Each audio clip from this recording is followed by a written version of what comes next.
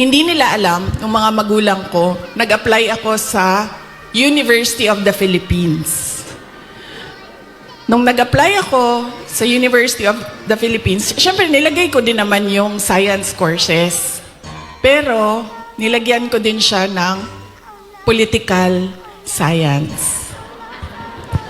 Nung nakita ko ang result at nalaman ng mga magulang ko yung result, nakalagay doon, na-match ako na-waitlist ako sa political science. So, sobrang excited ko. Hindi nila alam na gusto ko mag-college sa Manila. Kaya, sikreto ako na nag-apply. Sobrang excited ko. Sabi ko sa mga magulang ko, pumasa ako ng UP. Pero, political science kasi yung kurso.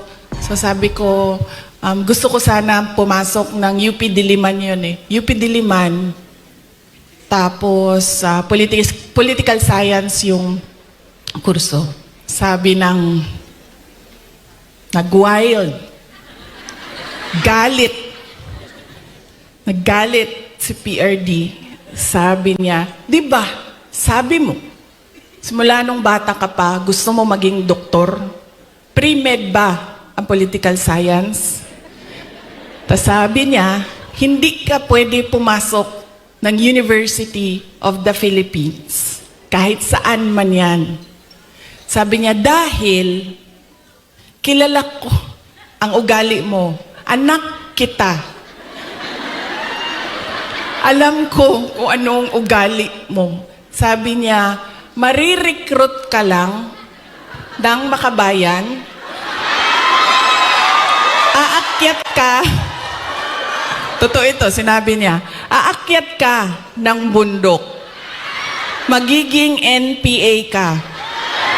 Ikaw ang magiging head ng New People's Army at ikaw ang makakalaban ko pagdating ng panahon.